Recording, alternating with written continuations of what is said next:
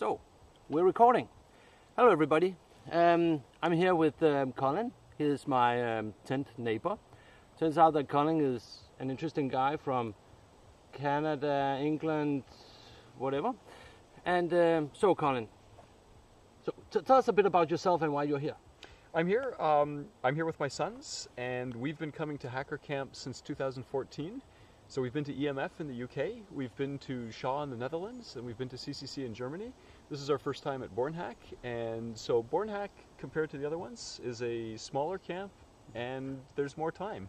Yeah. So it gives us a chance to really settle in, get to know people. There are 4,000 people at the CCC, isn't there? Oh yeah. The other ones 20 times more than here. Yeah, that's a lot. Yeah, and it takes place over fewer days as well. So here, I wasn't sure at first how the extra time and the fewer people were going to work, but what it's meant is that you've been able to get past just initial conversations with people more easily. So neighbors invite us over for meals. People have had the time to sit down and help with projects in a more serious way than they do at the bigger, shorter camps. Have you been looking at badges? Not in any serious way. The first thing that my sons do when they get a badge is they try and play Snake on it. And so this badge doesn't have a screen and doesn't have a Snake implementation on it either.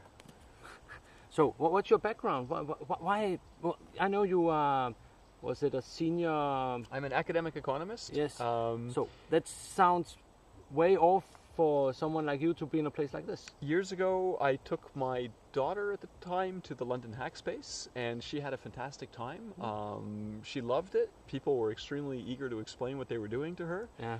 And so after that, I continued my involvement with the hacker community, and so my sons and I have been coming to these camps ever since.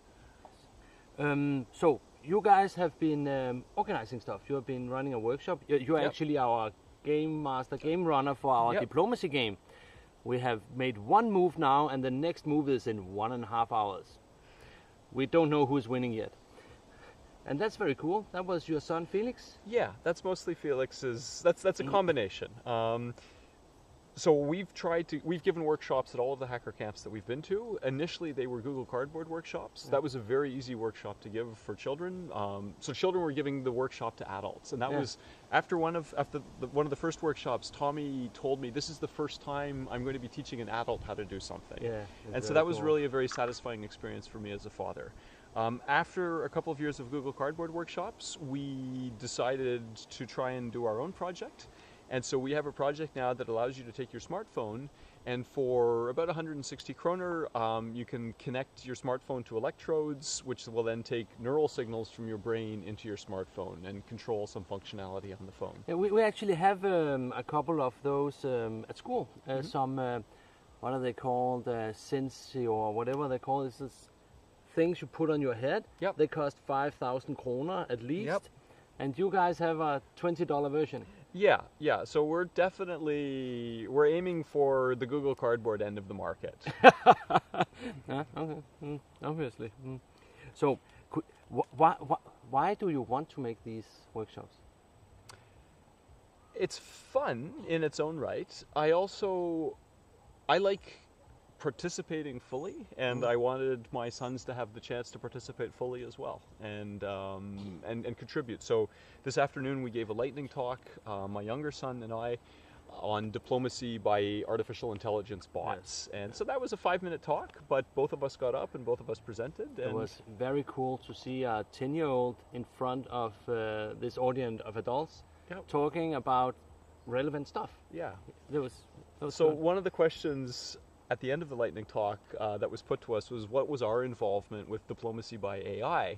And I deliberately didn't answer in the hope that my son would, and he answered. He said, because we like playing diplomacy. Yeah, it's a good answer. And I thought that was the best answer. Yeah, it was. It was very cool. So what are you planning for the next couple of days, besides running our diplomacy game, obviously? We're running the diplomacy game. I think we're going to probably make some more bleached T-shirts.